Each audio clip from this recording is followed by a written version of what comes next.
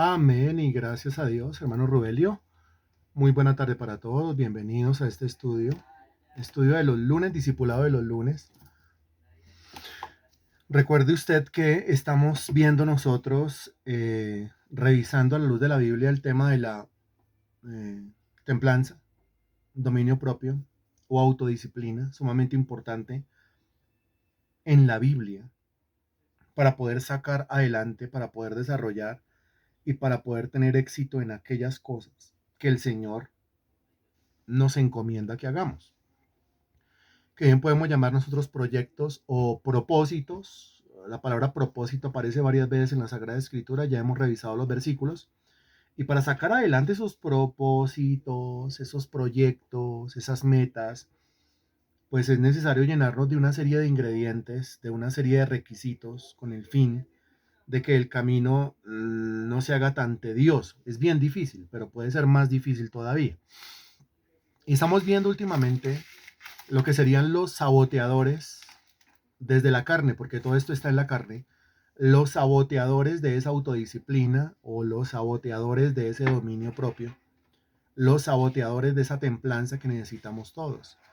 Ya vimos en dos clases, hace 15 y hace 20 días, el primer saboteador. Regáleme el nombre del primer saboteador, por favor.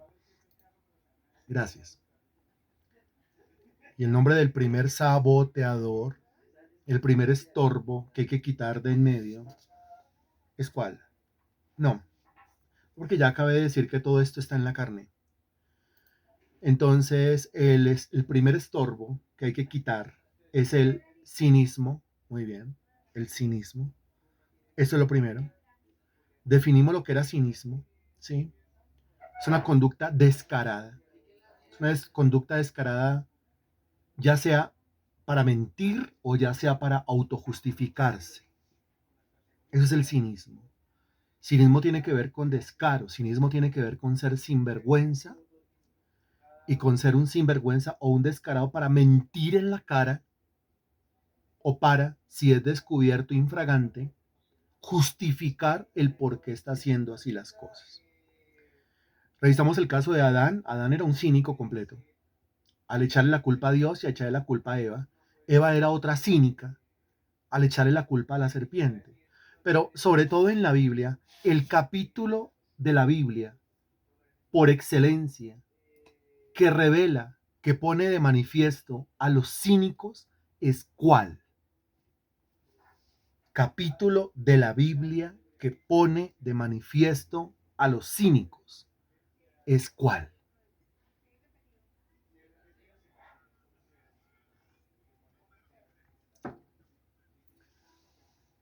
Bueno, ese número es capítulo 13. Nosotros lo estuvimos revisando hace 8 días hablando del negativismo, pero nosotros vimos hace 15 y hace 20 días sobre todo un capítulo que habla del cinismo, y son cínicos.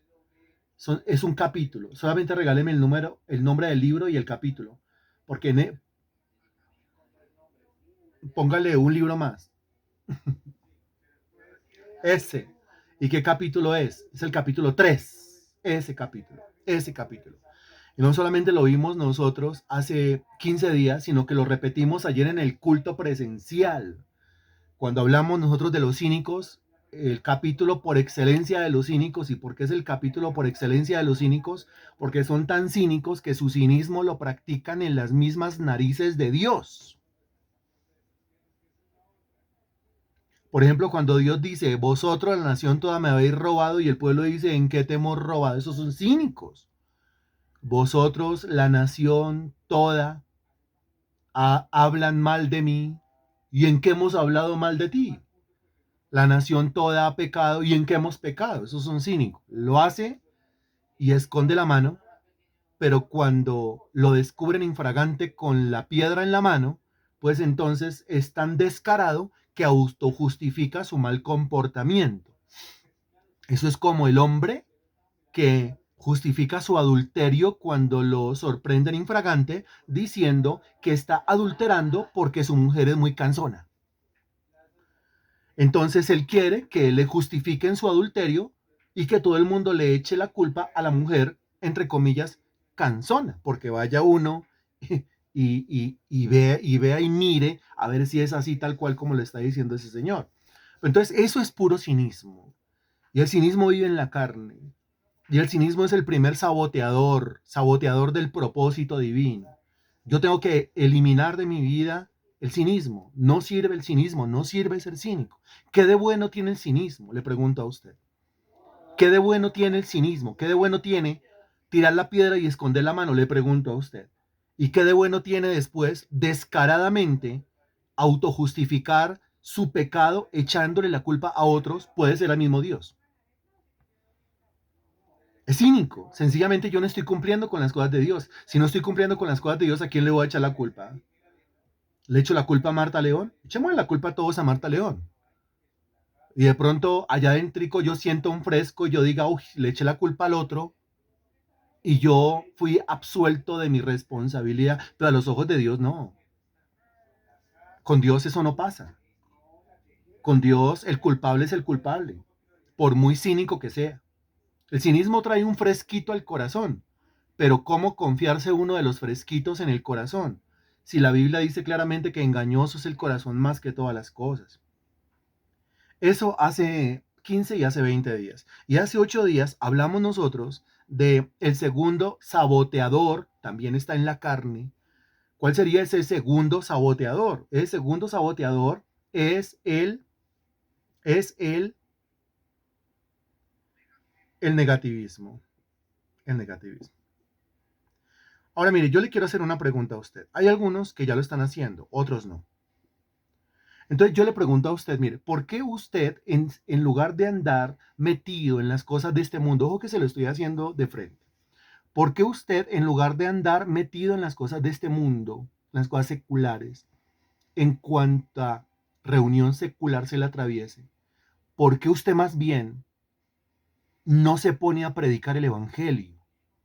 ¿Por qué usted más bien en su propia casa o en la casa de un vecino no convoca a las personas y no les habla palabras de vida eterna? ¿Qué respuesta daría usted?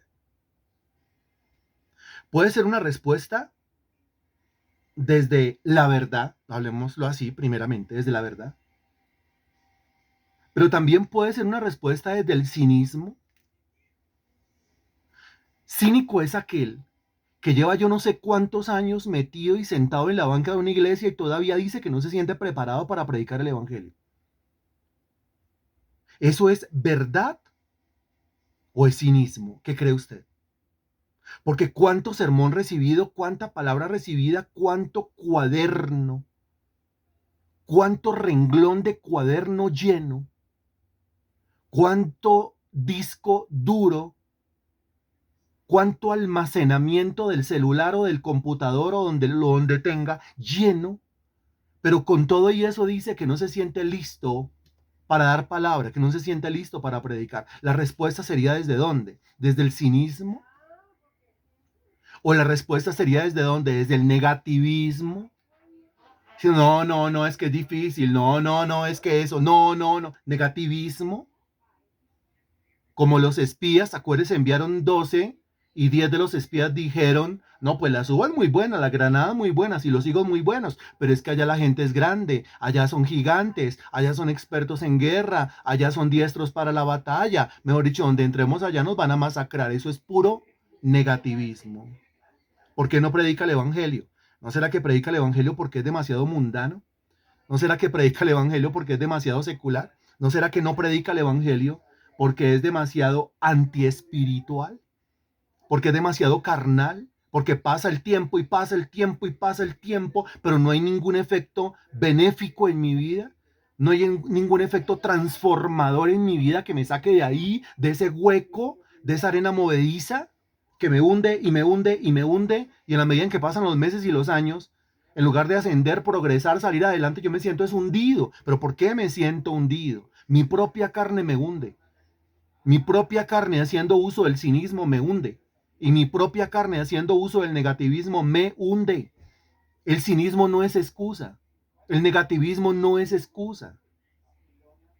Ahora, hoy tenemos que entrar a mirar el tercer saboteador que utiliza la carne para estropear, para dañar, para truncar, para estancar el propósito divino en nuestra vida. ¿Y cuál sería ese tercero? Usted ya tiene la lista. Revise por favor y regáleme el nombre.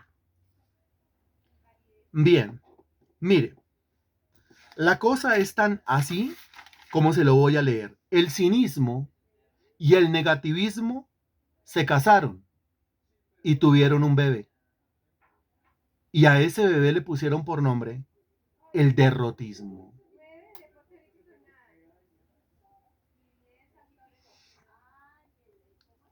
Es una consecuencia lógica del cinismo y es una consecuencia lógica del negativismo el ser derrotista. El diccionario define derrotismo de la siguiente manera: aceptación de derrota sin haber luchado. Ojo, aceptación de derrota sin haber luchado. Implica una no confrontación, una no lucha, una no batalla, no batalló, no se esforzó, no luchó, nunca lo ha intentado ni siquiera la primera vez, no. Y entonces de entrada ya dijo no se puede. Y si de entrada ya dice que no se puede, eso es derrotismo. Derrotismo. Ahora, obvio, si yo regreso al planteamiento inicial, pues a ver, ¿cómo yo me voy a lanzar a la predicación del Evangelio si mi propia vida, mi propio testimonio es una gran vergüenza? Analícelo por un momento y dígame qué piensa. ¿Cómo me voy a lanzar a la predicación del Evangelio? ¿Cómo le voy a decir a los demás que Cristo vive, que Cristo murió en la cruz del Calvario? ¿Cómo le voy a decir a los demás que no me avergüenzo del Evangelio si mi propia vida, mi propio testimonio, mi propia conducta es una gran vergüenza? Una gran vergüenza. Yo no he sabido sostener mi testimonio, mi espiritualidad. Algunos, lastimosamente, para que sostengan su testimonio, su espiritualidad, les tocaría irse a vivir permanentemente 24/7 dentro de las cuatro paredes de una congregación, porque solamente logran ser espirituales dentro de las cuatro paredes de una congregación. Afuera de las cuatro paredes de la congregación no logran ser espirituales. A lo más, quizás en su casa, y eso, quizás en su casa. Pero mueva a este individuo a otro lugar, ¿sí? Muévalo, no sé, de barrio en esta ciudad, muévalo, de localidad en esta ciudad, muévalo, de ciudad, muévalo, de país. Y si no está bien con Dios, termina pelando el cobre y termina comportándose como el resto de los impíos. El tema es que no es un impío, es un cristiano, lo sabe, tiene conocimiento. El Espíritu de Dios le redarguye, su conciencia le acusa, su razonamiento lo abate y aún así se sigue comportando de esa manera tan cínica y de esa manera tan sinvergüenza. Entonces, lógicamente, va siempre a tener una frase negativa en su boca con respecto a Dios, con respecto al propósito divino, con respecto a las cosas del Señor. Y cuando usted le pregunte, ya, mire, rebotado, como decimos nosotros, o sea, ya como para salirse por la tangente, como decimos también nosotros, entonces va a decir, pues no lo voy a hacer. Pues no lo voy a hacer. No, pues no lo voy a hacer y ya, pues yo no soy para eso. Y yo no sirvo para eso. Y no tengo el talento para eso, y no tengo el don para eso, y no tengo la capacidad para eso. Pues no lo voy a hacer y ya. Pues entonces que lo haga todo el mundo y yo no lo voy a hacer. No lo va a hacer, derrotista. No es que ni siquiera lo intentó. Ni siquiera lo intentó. Ni siquiera la luchó. Ni siquiera se esforzó. Obviamente, cumplir el propósito de Dios o esas obras que Dios preparó de antemano para que anduviésemos en ellas, demanda mucha fuerza, demanda mucho esfuerzo, demanda muchas ganas, demanda mucha iniciativa, demanda mucha fuerza de voluntad esto. Es necesario todo eso. Obvio, eso no sale de uno. Esa habilidad no proviene de uno, proviene del Espíritu Santo. Claro, necesita mucha fuerza, pero al menos, inténtelo, al menos esfuércese, al menos vaya de la batalla. Vaya de la batalla. Si murió en medio de la batalla, bueno, murió dando la batalla, pero murió en el derrotismo. ¿Y qué piensa usted de una persona que muere en el derrotismo? En el derrotismo. Muy diestra para sacar adelante proyectos a nivel secular, proyectos a nivel mundano, muy diestro para acercarse a las personas y hablar de todo lo mundano y de todo lo secular y de todo lo que tenga que ver con este mundo que va pasando, pero cuando se trata de hablar de Cristo, cuando se trata de hablar del Evangelio, cuando se trata de hablar de la palabra de Dios, no lo hace. Derrotista, ni lo intenta, sencillamente no lo hace, sencillamente se da por vencido. Hay demasiado silencio entre nosotros, ¿no? Hay demasiado silencio. Bueno, creo yo que el Señor está hablando. Y la Biblia pues contiene de verdad un montón de ejemplos al respecto, ¿sí? De ese tema del derrotismo, que no sabría yo ni por dónde comenzar. Pero bueno, hay que comenzar por algún lado. Examinemos el libro de Éxodo, capítulo 4, versículo 1. Solamente ese versículo para comenzar. Éxodo, capítulo 4, versículo 1.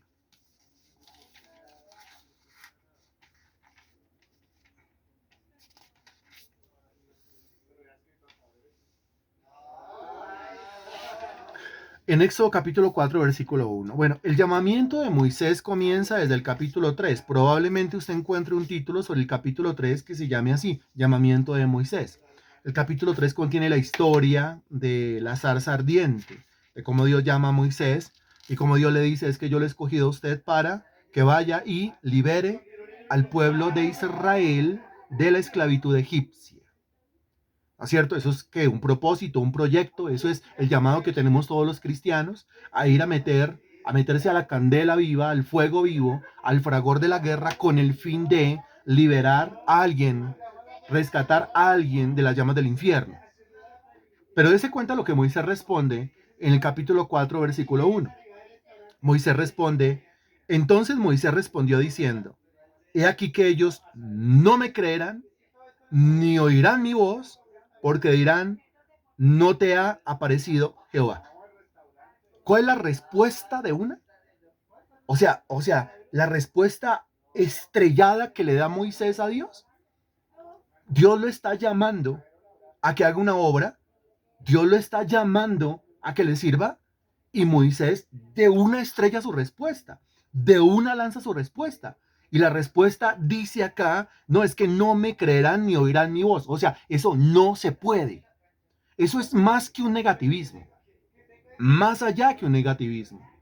Porque al menos los negativos, los de hace 8 días, o sea, los 10 espías, pues destacaron que habían cosas buenas en Canaán, destacaron que había leche, destacaron que había miel, destacaron que habían granadas, destacaron que habían higos, destacaron que habían uvas, racimos de uvas, destacaron que la tierra era muy buena, al menos destacaron algunas cosas. Ellos se amedrentaron por los gigantes y por la gente de guerra, por la multitud de ese pueblo guerrero. Pero esto es más allá de un simple negativismo. Esto es un negativismo, pero elevado a la máxima potencia. Y cuando el negativismo se eleva a la máxima potencia, se llama derrotismo. Se da por vencido muy bien sin ni siquiera intentarlo.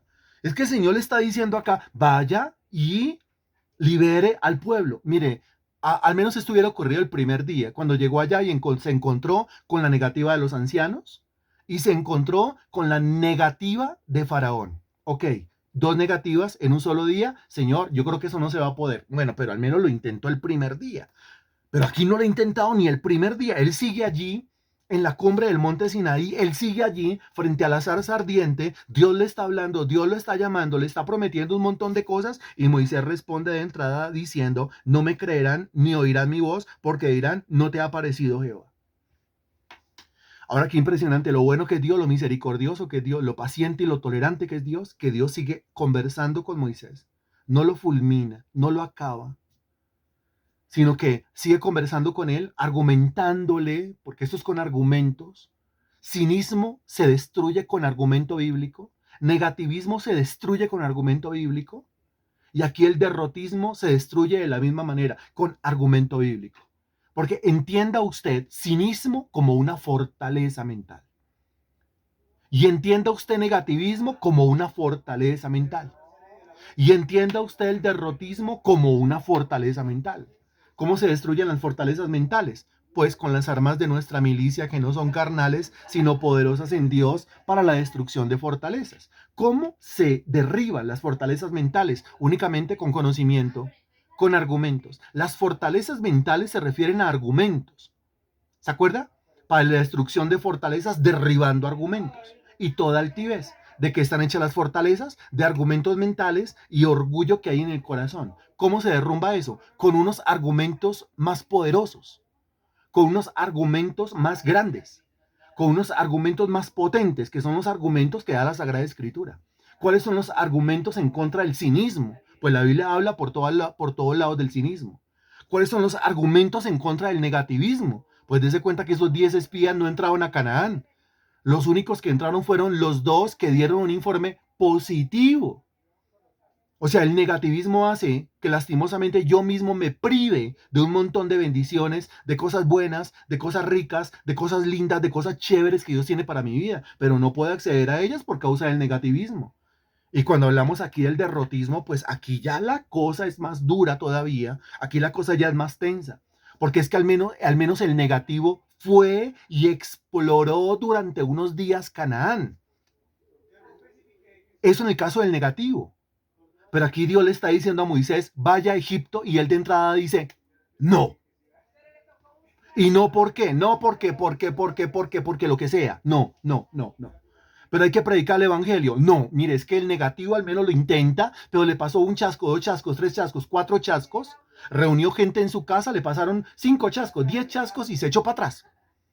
Pero el negativo al menos lo intenta, pero el derrotista no lo intenta. Y siempre tiene un argumento cínico, descarado y sinvergüenza. Entonces aquí dice, ellos no me creerán. Mire, me creerán. Usted no ha entendido, Moisés. Usted no ha entendido. Usted cree que usted es el que produce la fe en los demás. Usted, Moisés, cree que usted es el que convence de pecado, justicia y juicio a los demás. Usted cree que usted es el que redime a los demás. Usted cree que usted es el que salva a los demás. Y lo que acabo de decir no es obra del hombre, lo que acabo de decir es obra de Dios. Dios es el que redime, Dios es el que salva, Dios es el que convence de pecado, justicia y juicio, Dios es el que produce el querer como el hacer, Dios es el que reparte una medida de fe, Dios es el que concede el arrepentimiento. Lo único que usted tiene que hacer, Moisés, es ir a hablar y que su testimonio, su conducta concuerde con lo que usted dice. Así es. Aquí usted se da cuenta que Moisés parece un completo acobardado, tan cobarde para las cosas de Dios porque así es la carne. Muy cobarde para las cosas de Dios, pero usted se acuerda años atrás, ¿se acuerda años atrás? ¿Se acuerda 40 años atrás lo que Moisés hizo? Muy envalentonado. Ahí sí no se sintió cobarde. ¿Se acuerda qué fue lo que hizo hace 40 años atrás? Que alguien nos lo recuerde y lo ponga ahí en el chat. ¿Qué fue lo que Moisés hizo 40 años atrás? Y ahí sí estaba envalentonado. Y ahí sí era muy valiente. Y ahí sí era muy viril, muy varonil. Y ahí sí era muy duro, pues. ¿Qué fue lo que hizo 40 años atrás?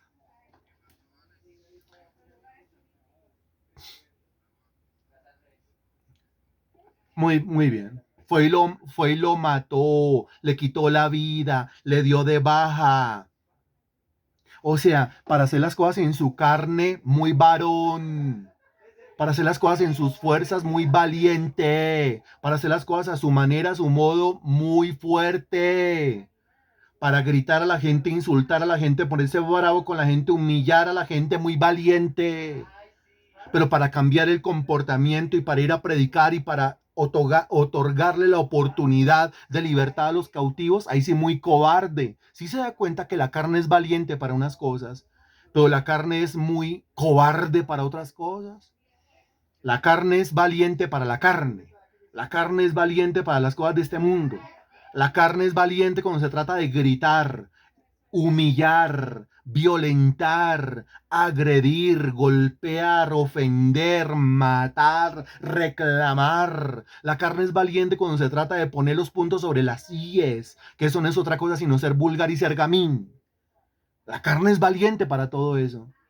Pero la carne, cuando se le dice camine, predica el evangelio, cacarea. Y a ver, qué vergüenza con las gallinas. Sí, qué vergüenza con las gallinas, qué vergüenza tratar a un cristiano de gallina. Es una vergüenza a la honra de las gallinas. Porque cuando una gallina, mire, cuando una gallina, alguien viene a golpearle un pollito, ¿sí? Cuando a una gallina alguien viene a golpearle un pollito, la gallina se le enfrenta a un gato, la gallina se le enfrenta a un perro, la gallina se le enfrenta a otra gallina, la gallina se le enfrenta al mismo gallo. Entonces, qué vergüenza decir que el cristiano es como una gallina. La gallina dirá, pero yo qué le hice a usted como para que me ofenda de esa manera, comparándome con esos cristianos cínicos, sinvergüenzas, con esos cristianos negativos o con esos cristianos derrotistas. La perseverancia de una gallina incubando un huevo sobre un huevo, dele encima de un huevo, calentando un huevo hasta que tiene un pollo. Ojalá el cristiano tuviera esa clase de perseverancia y esa clase de persistencia. De verdad, tengo que disculparme con todas las gallinas, con todas las aves de corral. De verdad, no era mi intención ofenderlas. Porque entre nosotros los cristianos tenemos, lastimosamente, unos casos de vergüenza, que no se pueden comparar con ninguna situación en la naturaleza. De entrada, no, no, derrotismo, ni siquiera lo intenta, ni siquiera lo intenta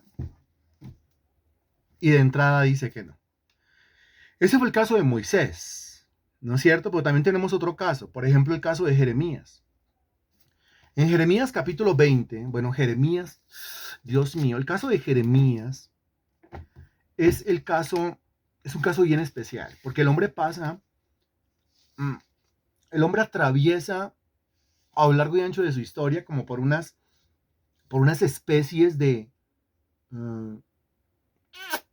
volubilidad, muy voluble. El hombre pasa por unos estados de ambivalencia mental, por unos estados de bipolaridad, unos ratos está bien, otros ratos está mal, por una especie de esquizofrenia espiritual. Revíselo conmigo en el libro de Jeremías capítulo 20, por favor. Capítulo 20, a partir del versículo 7. Y se va a dar cuenta de lo que le quiero decir. Jeremías capítulo 20, versículo 7. Dice el versículo 7, me sedujiste, oh Jehová, y fui seducido. Más fuerte fuiste que yo, y me venciste. Cada día he sido escarnecido, cada cual se burla de mí. Porque cuantas veces hablo, doy voces, grito, violencia y destrucción, porque la palabra de Jehová me ha sido para afrenta y escarnio cada día. Y dije, no me acordaré más de él, ni hablaré más en su nombre. No obstante, había en mi corazón como un fuego ardiente metido en mis huesos. Traté de sufrirlo y no pude. Bueno, comencemos desde el versículo 9. Jeremías había llegado a un momento en su vida en donde dijo, no me acordaré más de él es Dios, no me quiero acordar más de Dios, ni quiero hablar más en su nombre. No quiero más esto. ¿Por qué no quiere servirle más a Dios? ¿Por qué no quiere buscar más de Dios? ¿Por qué no quiere propagar más la palabra del Señor? Y lo dijo claramente en el versículo 7. Dice, cada día he sido escarnecido, cada cual se burla de mí. La gente en lugar de creer, la gente me escarnece, o sea, habla mal de mí y se burlan de mí, me convertí en el hazmerreír de todo el mundo y yo lo único que hago es servir, lo único que hago es predicar el evangelio. Versículo 8 le explica más. Cuantas veces hablo, doy voces, grito, violencia y destrucción, porque la palabra de Jehová me ha sido para afrenta y escarnio cada día. O sea, lo que está diciendo es, mire, esto de servirle a Dios y esto de predicar el evangelio me ha traído muchos problemas, me ha traído muchos inconvenientes. Yo tengo problemas por causa del reino. Ahora, una persona espiritual, ¿qué piensa cuando está metido en problemas por causa del reino? Respóndame usted. Una persona espiritual, ¿qué piensa, qué concluye cuando está metido en problemas, situaciones difíciles, las que sea, pero por causa del reino, por causa de predicar el evangelio, por causa de propagar la palabra de Dios, por causa de extender el reino de los cielos? ¿Qué debe pensar una persona espiritual? ¿Qué debe pensar una persona que tiene su fe en alto? Exacto, esa es la palabra. Muy bien, don Héctor. Esa es la palabra. Muy bien, Joana. La palabra es bienaventurados sois cuando por mi causa os vituperen. ¿Se acuerda?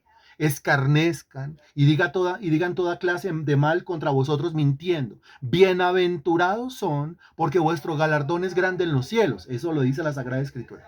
Exactamente en Mateo capítulo 5. Son las bienaventuranzas. Si yo estoy metido en problemas por causa del reino de Dios, no es que esos problemas no me afecten, no, no es que no me duela, claro que me duele, es que sigo siendo ser humano, ¿no? Sigo siendo ser humano. La gente se imagina que porque uno está dedicado a esto, a la predicación, uno deja de ser humano, entonces ya no es sensible, entonces ahora es un insensible y ya esas cosas a uno no le tocan y no le afectan. Entonces, como dicen algunos, yo me echo harta mantequilla para que eso me resbale. Eso es muy fácil decirlo, pero algunas veces es como cinismo. La mayoría de las veces cuando la gente dice yo me echo harta mantequilla para que me resbale, es cuando más les está doliendo y sencillamente están respirando por la herida. Seamos sensatos, seamos ciertos, seamos verdaderos y no seamos hipócritas, no seamos mentirosos. Claro que esas situaciones duelen. Claro que cuando uno se está esmerando y esforzando por predicar el evangelio y con lo único que uno se encuentra alrededor es con escarnio, con risas, con burlas, con escarnecimientos, con vituperios, con mentiras, con chismes. La gente no cree, la gente se revela, la gente es muy interesada. El mismo Señor Jesucristo le dijo a la gente, mire, ustedes me siguen no porque me creen, ustedes me siguen porque yo les doy de comer. Uy, pero el Señor está hablando de lo interesada que era la gente. Y sin embargo el Señor Jesucristo nunca dejó de darles de comer. En otra oportunidad dijo, si ustedes no vieren señales y milagros, no creerán. O sea, ustedes me están siguiendo a mí por los milagros y me están siguiendo por las señales. Uy, duro. Pero ahí el Señor está confrontando a los seres humanos por causa de lo interesados que son. Es decir, lo mala gente que son. Lo dañados que son. Recuerde que la obra nosotros la hacemos entre gente que está totalmente depravada, que está muerta en sus delitos y pecados. Por eso es que cuando uno entra al servicio de Dios, que es un servicio militar espiritual, uno tiene que decidir sí o sí, yo no puedo tener puesto mi corazón ni mi mirada en los hombres, en los seres humanos, sino únicamente mi corazón tiene que estar allá arriba. ¿Por qué Cristo le dijo a sus discípulos que el tesoro tenía, que el corazón tenía que estar puesto allá arriba? Que los tesoros tenían que hacerse allá arriba y que los ojos tenían que ponerse en Jesús, el autor y consumador de la fe. Porque mientras que uno siga teniendo los ojos puestos en la gente, mientras que uno siga teniendo el corazón o haciendo tesoros aquí en la tierra, pues el descalabre va a ser duro, la estrellada va a ser terrible, la mortificación más adelante, ¿sí? El desasosiego, la desmotivación, la desilusión. Y ahí el Señor me va a decir, pero ¿acaso yo no le dije que no pusiera sus ojos en ellos? ¿Acaso yo no le dije que no pusiera el corazón en ellos?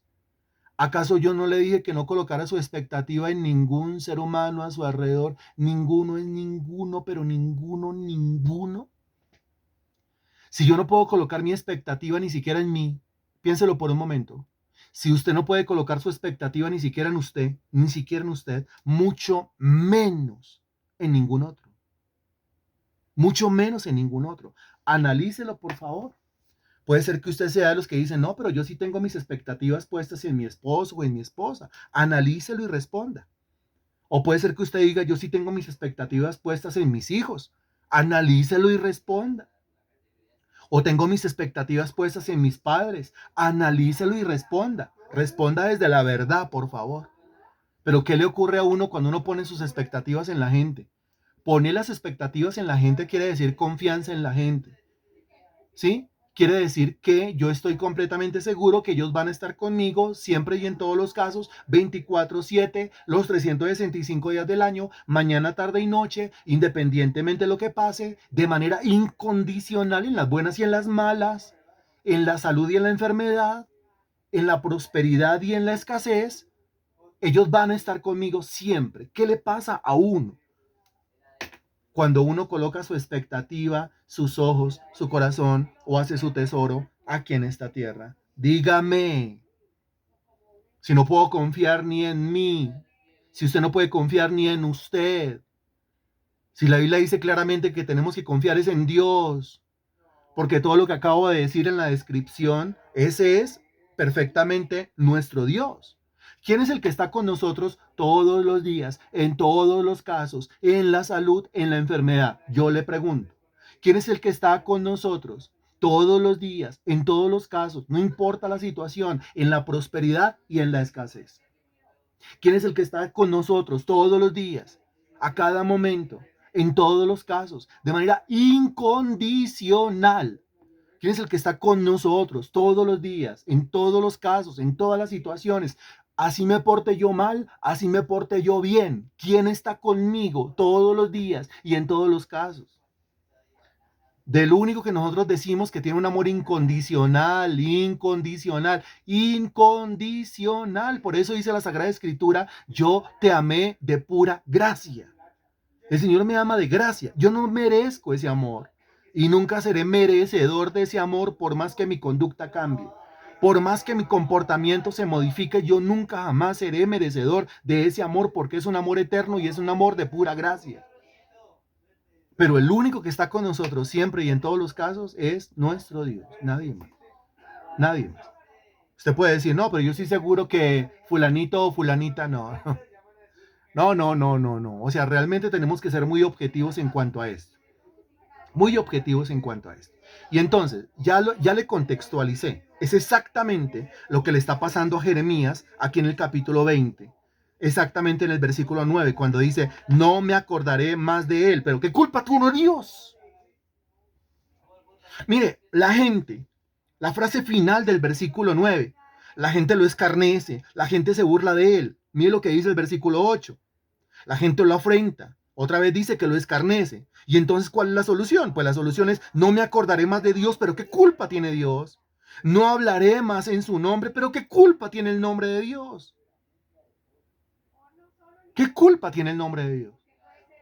Claramente la Sagrada Escritura a mí me enseña, mire, si yo voy a predicar a algún lugar y en ese lugar no me aceptan la predicación, ¿yo qué tengo que hacer? Respóndame usted que tiene conocimiento. Si yo voy a predicar a algún lugar y en ese lugar no me aceptan la predicación, en ese lugar se burlan de mí, en ese lugar se ríen de mí, en ese lugar no creen, ¿yo qué tengo que hacer? ¿Sacarle el cuerpo a Dios? ¿Sacarle el cuerpo al servicio a Dios? ¿O sacarle el cuerpo es a quién? Cuando dice sacuda el polvo de sus sandalias. ¿Sacarle el cuerpo es a quién? A la gente, muy bien, don Héctor, a la gente. ¿A toda la gente? No, porque hay gente que sí cree, pero al menos a esa gente. Y eso no quiere decir, escúcheme esto que le estoy diciendo, eso no quiere decir que uno sea malo, no. Lo que quiere decir es que uno está siguiendo el conducto regular. ¿Cuál es el conducto regular? Pues el conducto regular, mi estimado hermano en Cristo, es que no hay tiempo para perder.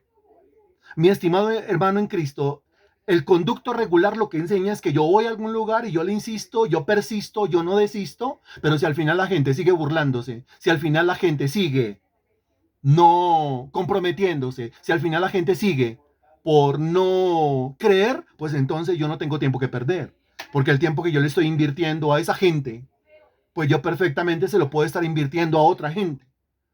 El conocimiento que yo tengo es sumamente valioso, son palabras de vida eterna. La exposición que sale por mi boca, que no es el hombre hablando, sino Dios hablando, puede salvar a aquel que lo oiga y a aquel que lo crea. Si esta gente no cree, pues yo sacudo el calzado de mis pies. ¿Qué quiere decir? En resumidas cuentas, que literalmente me tengo que quitar el calzado de los zapatos y sacudirlos. Pues puede ser que literalmente. Pero lo que está diciendo realmente aquí, en medio del simbolismo, es no se mate más con esa gente. No pierda más tiempo con esa gente.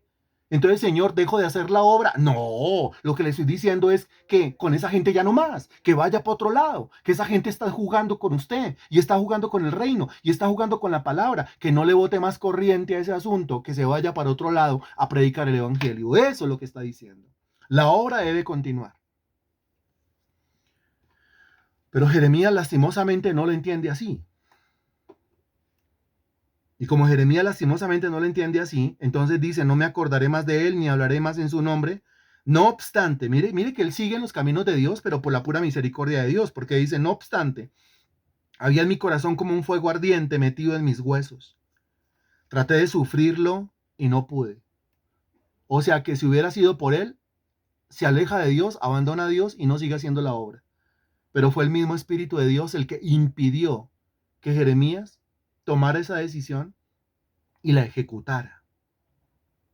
Versículo 10 vuelve y reitera, porque oí la murmuración de muchos, la murmuración de muchos.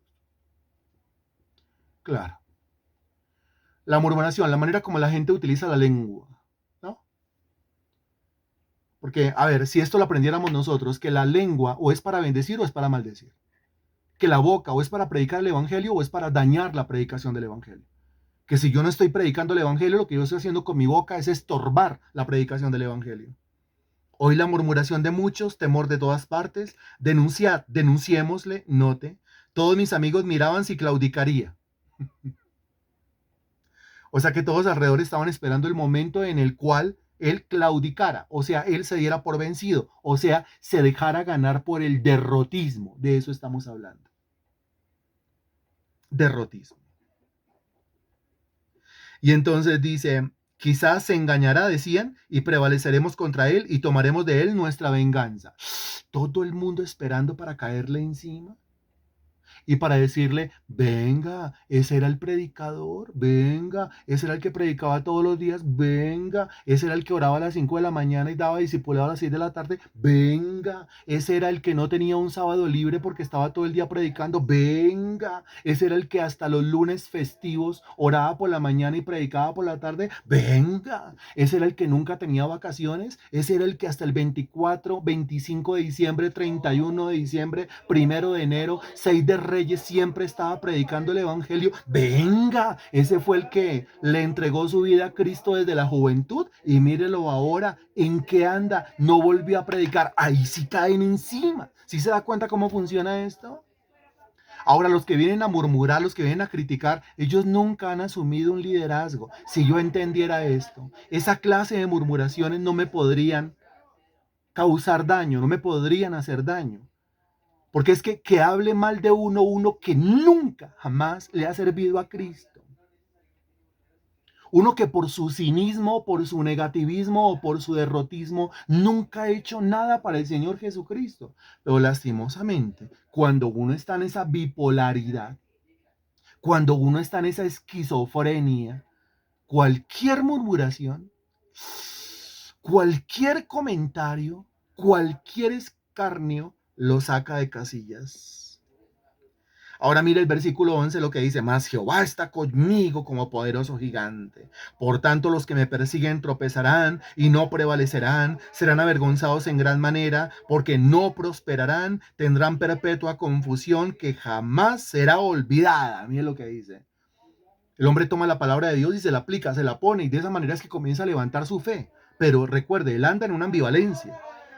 Oh Jehová de los ejércitos, que pruebas a los justos, que ves los pensamientos y el corazón. Vea yo tu venganza de ellos, porque a ti he encomendado mi causa. Y eso es lo mejor que podemos hacer todos. Cuando vienen ese montón de situaciones que nos quieren llevar a la derrota, derrotismo, lo mejor es encomendar nuestra causa delante del Señor. ¿Y cómo se encomienda? ¿A través de qué actividad usted y yo encomendamos nuestra causa delante del Señor? Solamente hay una. Solamente hay una forma de tomar la causa y ponerla en las manos de Dios. Solamente hay una forma. ¿Cuál? La oración. Pero cuando uno está vísperas del derrotismo, uno hace cualquier cosa menos orar, acelerando la derrota. Cantad a Jehová, mire lo que dice, cantad a Jehová, load a Jehová, porque ha librado el alma del pobre de mano de los malignos. Y uno diría ahí en el versículo 13, Jeremías quedó arriba en la fe. Jeremías quedó arriba en el espíritu, ¿no es cierto? Jeremías quedó arriba en la unción, en la presencia de Dios. Sí, pero no se ha acabado el capítulo. Y si usted lee el versículo 14, mire lo que dice. Maldito el día en que nací. Uy, ¿cómo así, Jeremías? ¿Qué le pasa a Jeremías? Que ya dijo en el versículo 11, Jehová está conmigo como poderoso gigante. En el versículo 12 está diciendo, Señor, yo te entrego mi causa en tus manos y tú te encargarás de mis enemigos. Y en el versículo 13 dice, más bien cantemos al Señor y alabemos el nombre del Señor. Y en el versículo 14, maldito el día en que nací. Uy, ¿cómo así? El día en que mi madre me dio a luz no sea bendito. O sea, volvió a caer. ¿A quién le ha pasado esto? ¿A quién le ha ocurrido esto? Para arriba y para abajo como un yo-yo. ¿Le pasa solamente a Jeremías? ¿Me pasa solamente a mí? ¿O hay alguien más al cual le ocurra?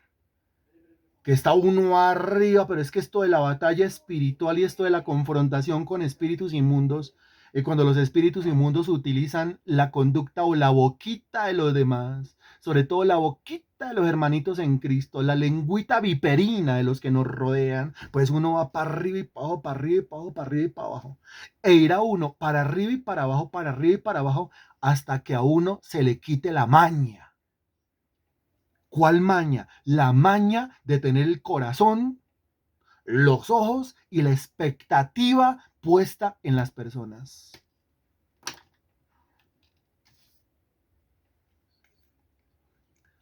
Es que mire, el tema es que gente viene y gente va. Que la gente venga, gloria a Dios, la gente está viniendo, la gente se fue, gloria a Dios, la gente se fue, punto, ya.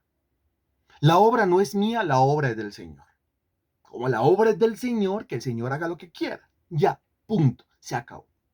Se esfuerza uno por servir lo mejor a nivel doctrinal, por servir lo mejor a nivel teológico, por dar lo mejor a nivel evangelio, ¿sí? Pero quien quiera aceptarlo, quien quiera creerlo, eso ya no es cuestión mía. Quien se arrepienta por haber escuchado estas palabras, gloria a Dios. Quien no se arrepienta, gloria a Dios. Yo solamente puedo llegar hasta orar y a predicar. Y de ahí para allá no puedo hacer absolutamente nada más. La gente viene, maravilloso. La gente se va, maravilloso. Debería yo estar pensando exactamente así, tal cual lo mismo. De igual manera, la obra del Señor, y Él sabe lo que hace. Él es sabio en todo lo que hace. Yo no soy sabio en todo lo que hago. Pero hasta que no se me quite la maña de tener puesta mi expectativa en las personas, entonces va a seguir pasando lo mismo. Hablemos de una célula. Usted invitó a todo el mundo. Usted tiene 15 sillas listas. 15 sillas listas. A duras penas se sentó uno, dos o tres. Viene el cuestionamiento a nivel personal. Señor, pero estoy orando. Señor, pero estoy ayunando. Señor, pero estoy invitando a las personas. Señor, pero mi testimonio no es malo. Señor, pero yo les recuerdo a ellos con mucho amor que tenemos aquí una reunión. Señor, pero yo preparo las alabanzas. Señor, pero yo preparo la clase, yo preparo el sermón, yo me memorizo el versículo. Y con todo y eso, Señor Dios, mi expectativa era, expectativa, no es malo tener expectativa, pero ¿en quién está colocando la expectativa? ¿En las personas que vengan? Pero entonces ese día usted tenía la expectativa de que venían 15 personas. Porque dijeron, sí, sí, sí, claro, uy, sí, sí, yo llego más temprano, claro que sí, yo llego de trabajar y llego allá. Y de las 15 fue una o fueron dos. O bueno, no fue ninguna. Usted se desmotivó, se desilusionó.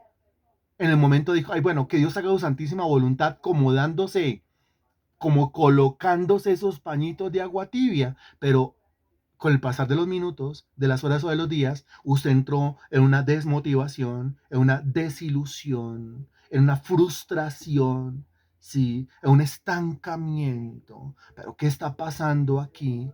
Y lo que el Señor me quiere recordar es que yo sigo con la misma maña y es una maña que me hunde en el derrotismo. Es la maña de poner mi expectativa en las personas.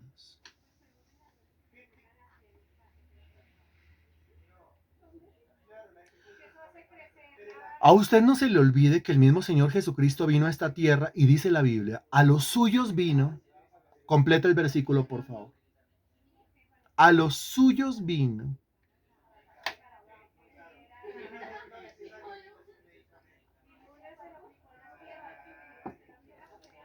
a los suyos vino y los suyos no le recibieron. Eso dice el Evangelio según San Juan capítulo 1 versículo 11. A los suyos vino y los suyos no le recibieron. Para el que cree que el Señor Jesucristo pues siempre y en todos los casos fue seguido de multitudes, yo le quiero aclarar lo siguiente, mire. El ministerio del Señor Jesucristo duró 3 años. Comenzó su ministerio en el año 30 de su edad, ¿sí? Aproximadamente. Y duró hasta el año 33 aproximadamente. Muy bien. El primer año es llamado el año de preparación. El Señor aparece públicamente, se bautiza en las aguas, tiene la confrontación con el diablo en el desierto y comienza a llamar a los primeros discípulos. Todo eso ocurre el primer año. El segundo año es el año de popularidad. En ese año de popularidad, ahí es cuando los milagros y las multitudes vienen, pero al terminar el año de popularidad, el Señor dice, ustedes me están siguiendo a mí porque ven milagros, porque reciben señales y porque yo les doy de comer. Quiere decir que lo que la gente llama popularidad y las multitudes siguiendo a Cristo, pues eso no era tan chévere, según palabras del Señor Jesucristo. Y después del año de popularidad, entramos al año de pasión. Y ya en el año de pasión, la pregunta es, ¿y dónde están las multitudes? El año de pasión es llamado también el año de soledad. ¿Y dónde está todo ese gentío que lo seguía? ¿Y dónde está toda esa gente que estaba dispuesta a dar su vida por él? ¿Y dónde está toda esa gente que estaba gritando Hosana al hijo de David? ¿Dónde está toda esa gente? Se fueron. O sea que ese año de popularidad no fue sino un espejismo en la vida del Señor Jesucristo, y con todo y eso usted nunca ve al Señor Jesucristo sumido en una profunda depresión por causa del comportamiento de las personas. ¿Sabe por qué? Porque el Señor Jesucristo nunca puso su expectativa en las personas. ¿Cómo le parece hasta acá? Nunca se sumió en ese profundo estrés, nunca se hundió emocionalmente, porque el Señor Jesucristo nunca puso su expectativa en las personas. ¿Cómo le parece? Nunca lo hizo. Nunca puso su expectativa en Pedro, por ejemplo. Se acerca Pedro, hasta mi vida daré por ti. Mire que Cristo no tenía la expectativa puesta en Pedro. Y le dice, Pedro, hasta su vida dará por mí. De cierto le digo que no cantará el gallo 2 veces y usted ya me habrá negado 3 veces. El Señor sabía perfectamente cómo somos los seres humanos. El Señor sabía perfectamente cómo eran sus discípulos, cómo era la gente. El Señor sabía perfectamente cómo era esa mujer que vino llorando y lavó sus pies con las lágrimas y secó los pies con los cabellos. Uno diría, uy, qué amor, qué adoración. Después no apareció nadie. Nadie. El Señor en el huerto de Getsemaní está hundido en la completa soledad, refugiado solamente en el Padre, refugiado solamente en Dios. Y ya, la expectativa en quién. Va a buscar socorro, va a buscar ayuda, va a buscar respaldo en sus discípulos, y los discípulos están durmiendo. Cuando vienen los guardias, todo el mundo sale corriendo y lo dejan solo. ¿Pone la expectativa en la gente? ¿Acaso el Señor no sabía quién era Judas cuando lo escogió? Él mismo dijo, yo los he escogido a ustedes y sé desde el principio que uno de ustedes es diablo. Cuando uno trata con gente que está muerta en delitos y pecados, cuando uno trata con gente que está totalmente depravada, usted no puede esperar de un indio sino un flechazo.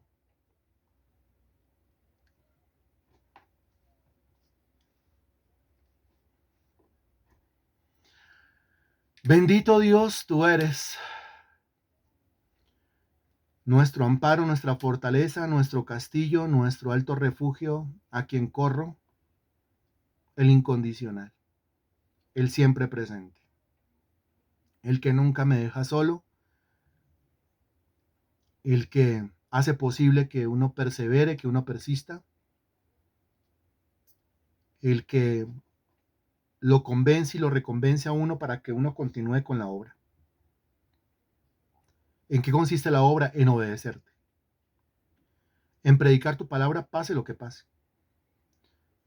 Hagan lo que hagan los demás, crean o no crean, mi Dios. Porque si he predicado la palabra de Dios todos estos años y lo logro hacer unos años más, y con todo y eso nadie cree, sin embargo, varios han creído. Pero en el caso, Señor, hipotético de que se predicara el Evangelio, de que yo predicara tu palabra fielmente, 20 años, 30 años, 40 años, y nadie creyera, con todo y eso yo cumplí.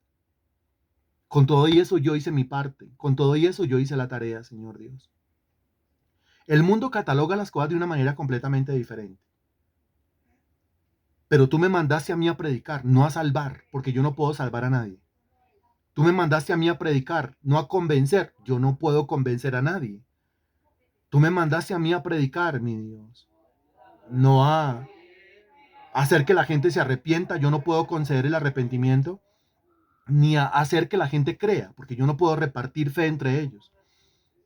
Solamente puedo repartir conocimiento, y eso de acuerdo a la habilidad que tú me des. Mi ministerio tiene que ver con orar y con predicar. Eso es lo que yo tengo que hacer, Señor. Lo que pase de ahí en adelante, lo que pase de ahí para arriba, mi Dios, pues eso pertenece a tu soberanía, mi Dios. y esta es en tus manos. Yo te quiero agradecer, mi Dios, por esta palabra predicada esta noche. Mi Dios, la primera parte de este saboteador llamado derrotismo, mi Dios. Y te pido que lo logremos eliminar, Señor, completamente de lo profundo de nuestro ser, Señor. Que saquemos el cinismo, el negativismo y el derrotismo, que nos demos cuenta que esto no es fácil hacer, pero mucho más difícil, mi Dios, si conservamos la maña de poner nuestra expectativa en las personas. Ayúdanos a quitar nuestros ojos de las personas y poner nuestros ojos en ti, autor y consumador de nuestra fe.